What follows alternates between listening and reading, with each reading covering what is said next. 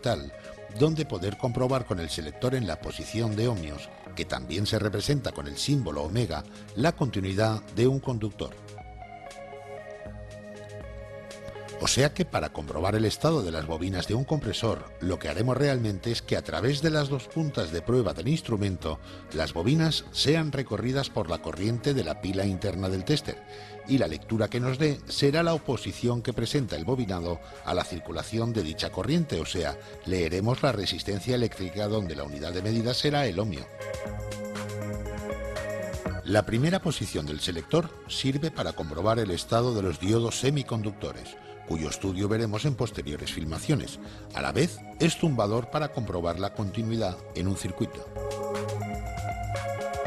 En la segunda posición del selector podremos leer resistencias hasta 2K, o sea 2000 ohms, y a la vez también nos sirve como comprobación de continuidad a través del zumbador.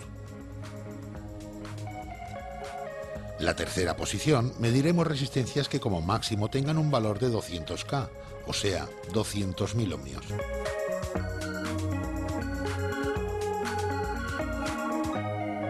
En caso de utilizar un tester analógico, tendremos una escala superior donde la lectura va desde 0, situado en la parte derecha de la escala correspondiente a ohms, hasta infinito, situado en la parte izquierda de la imagen.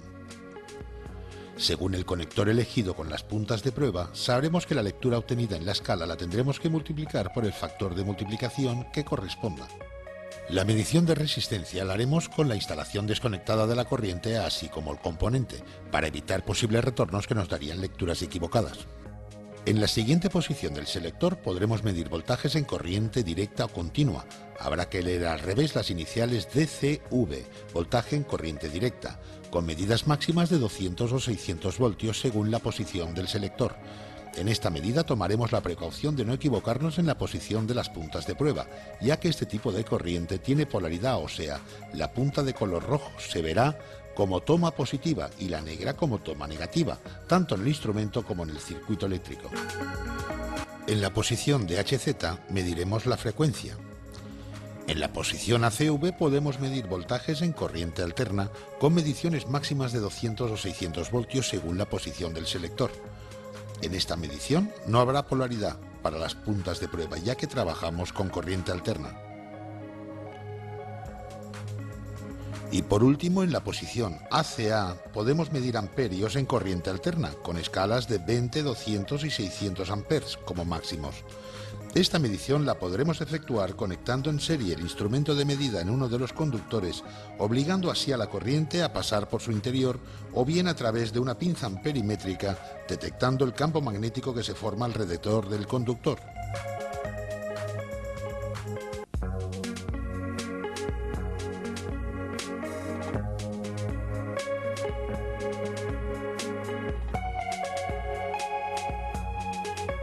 Cuando efectuemos la carga de refrigerante a una instalación donde no dispongamos de toma de alta presión, controlaremos la presión y temperatura de evaporación a través del manómetro de baja, conjuntamente con el consumo eléctrico del motor a través de una pinza amperimétrica.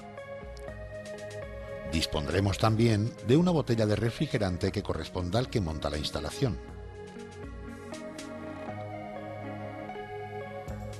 Una bomba de vacío con la que poder bajar la presión en el interior de las tuberías, de forma que la humedad que contenga la instalación cambie de estado por falta de presión. Las diferentes temperaturas y saltos térmicos les mediremos a través de termómetros.